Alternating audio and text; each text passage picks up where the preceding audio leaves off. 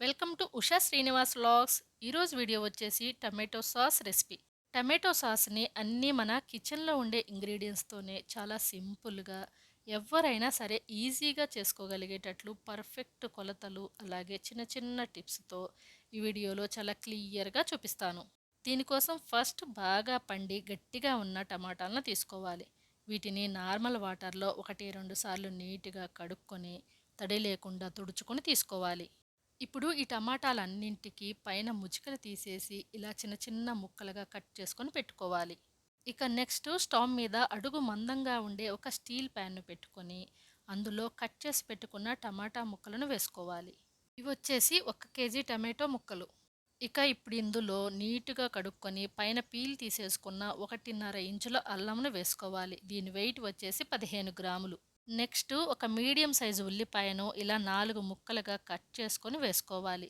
దీని వెయిట్ వచ్చేసి 30 గ్రాములు. తరువాత ఒక వెల్లుల్లిపాయకు ఇలా పైన పొట్టు తీసేసుకొని వేసుకోవాలి. వెయిట్ వచ్చేసి 20 గ్రాములు. అలాగే ఒక 5 ఎండుమిర్చి, 2 బిర్యానీ ఆకులు, ఒక 2.5 ఇంచుల దాల్చిన చెక్క, 4 లవంగాలు, ఒక హాఫ్ టీ స్పూన్ మిరియాలు, నెక్స్ట్ ఒక టేబుల్ స్పూన్ వరకు సాల్టులను వేసుకొని ఇక స్టవ్ ఫ్లేమ్ ఆన్ చేసుకొని ఒకసారి ఇవన్నీ బాగా కలిసేటట్లు కలుపుకొని ఇప్పుడు ఇందులోని అల్లం ముక్కను కూడా ఇలా చిన్న చిన్న ముక్కలుగా కట్ చేసుకొని వేసుకొని పైన మూత పెట్టుకొని మగ్గించుకోవాలి. మధ్య మధ్యలో మూత తీసి అడుగంటకుండా కలుపుకుంటూ ఉండాలి. ఈ టమాటాలు ఒక్క 10 నిమిషాలకే ఇలా చక్కగా పేస్ట్ లాగా మగ్గిపోతాయి. ఇక ఈ స్టేజ్లో స్టవ్ ఫ్లేమ్ ఆఫ్ చేసుకొని దీన్ని పూర్తిగా చల్లారనివ్వాలి. ఈ టమాటో ప్యూరీ పూర్తిగా చల్లారిపోయిన తరువాత ఇందులో వేసుకున్న బిర్యానీ ఆకులను పక్కకు తీసేసుకోవాలి. ఇప్పుడు దీన్ని ఒకసారి బాగా కలుపుకోవాలి. ఇక నెక్స్ట్ ఒక మిక్సీ జార్ను తీసుకొని ఇందులో కొంచెం కొంచెంగా మగ్గించుకున్న ఈ టమాటో పేస్ట్ను వేసుకొని మెత్తటి ప్యూరీ లాగా మిక్సీ పట్టుకొని తీసుకోవాలి. ఇదిగోండి ఇలా మెత్తటి పేస్ట్ లాగా ఉండాలి.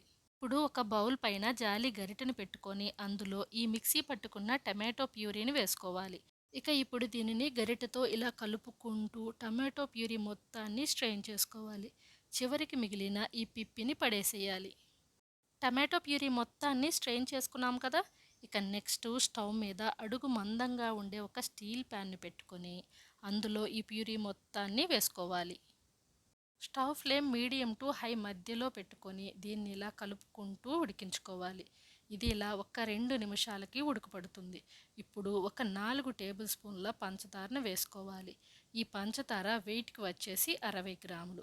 1 కిలో టమాటాలకి 60 గ్రాముల పంచదారను తీసుకుంటే ఈ టమాటా కెచప్కి స్వీట్నెస్ కరెక్ట్గా ఉంటుంది.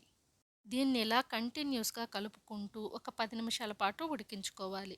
10 నిమిషాలకి ఇది ఇలా కొంచెం చిక్కబడుతుంది. ఇక ఈ స్టేజ్లో ఒక 3 టేబుల్ స్పూన్ల వెనిగర్ని వేసుకొని ఇలా కలుపుకుంటూ మరొక 2-3 నిమిషాల పాటు దీన్ని ఇలా ఉడికించుకోవాలి. చూశారు కదా, ఈ టమాటా సాస్ చూడడానికి ఎంత కలర్ఫుల్గా ఎంత షైనీగా ఉందో. ఇక ఇది రెడీ అయ్యిందో లేదో ఎలా చెక్ చేసుకోవాలో చూపిస్తాను.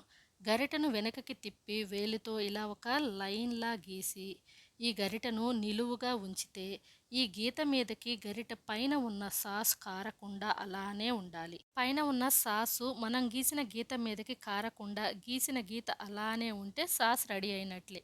ఈ సాస్ రెడీ అయిందా లేదా అని మరొక పద్ధతిలో చెక్ చేసుకోవటం చూద్దాం.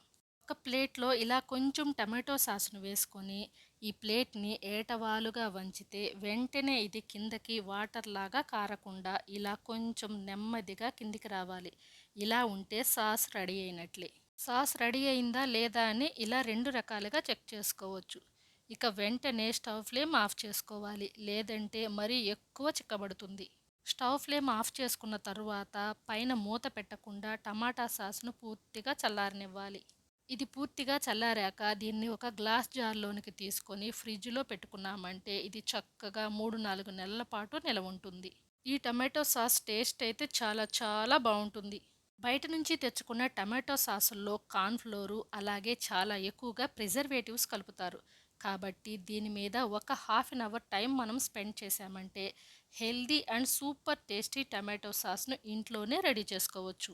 ఈ వీడియో కనుక మీకు నచ్చినట్లయితే దీనికి ఒక లైక్ ఇచ్చి హైప్ ఆప్షన్ని క్లిక్ చేయండి. ఇలాంటి మరెన్నో మంచి మంచి వీడియోస్ కోసం మా ఛానల్ని సబ్స్క్రైబ్ చేసుకోండి. Thank you.